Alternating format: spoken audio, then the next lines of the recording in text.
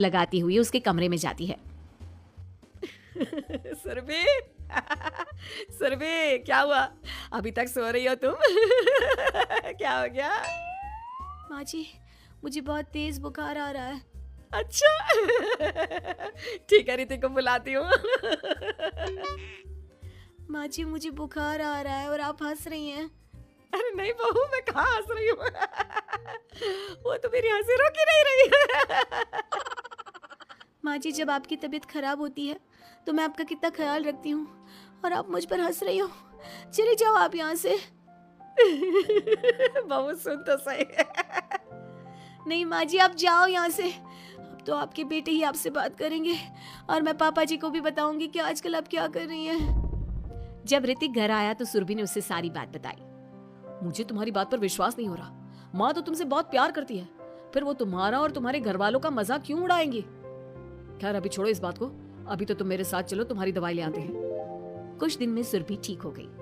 एक दिन ऋतिक को पता चला कि उसकी मौसी के बेटे राहुल की तबीयत बहुत खराब है, तो वो अपनी माँ और पत्नी को लेकर हॉस्पिटल पहुंचा। मौसी जी, कैसे हैं राहुल भैया?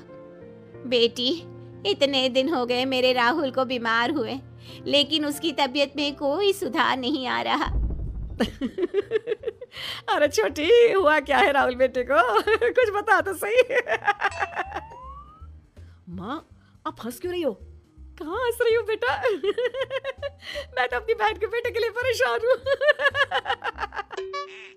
माँ, ये क्या तरीका है? रहने दे बेटा, ये तो मैंने सुना था कि मुसीबत में साया भी साथ छोड़कर चला जाता है। आज मैंने देख भी लिया। अरे नहीं बहन, मैंने ऋतिक और राहुल में ना कभी कोई फर्क नहीं किया। फर्क तो दिख रहा है कुसुम दीदी। अगर आपके बेटे की तबीयत खराब होती तो आप ऐसे हंसती क्या? ऋतिक बेटा, ले जा अपनी माँ को यहाँ से।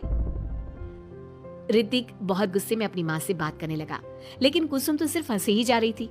ऋतिक ने अपने पापा को फोन करके बुलाया और उन्हें सारी बात बता दी। बेटा, तेरी माँ तो अपने घर वालों से बहुत प्यार करती है और वो बहुत समझदार है।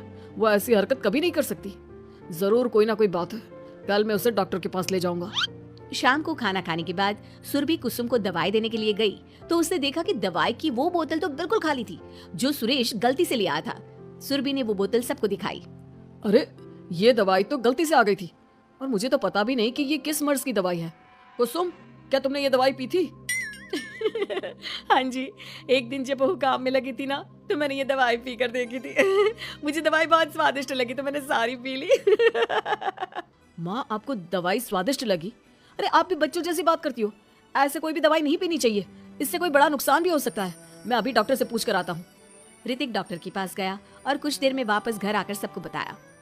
माँ ने जो ये दवाई खाई है ना, ये हंसने वाली दवाई है और माँ ने एक साथ बहुत मात्रा में दवाई खाई है, तो इसका असर थोड़े समय तक तो रहेगा। उसके बाद माँ बिल्कुल ठीक हो जाएगी। अच्छा हुआ जो तू डॉक्टर से पूछ कर आया, नहीं तो हंसते हंसते मेरा पेट ही दुख गया है। तुम जब तक पूरी तरह ठीक नहीं हो जाती घर पर ही रहना, और घर पर कोई मेहमान आए तो उससे बात मत करना। आप ठीक कह रहे हो, मैं ऐसा ही करूंगी। अब मैं बिल्कुल हंसूंगी। कुसुम की बात सुनकर सभी हंस पड़े।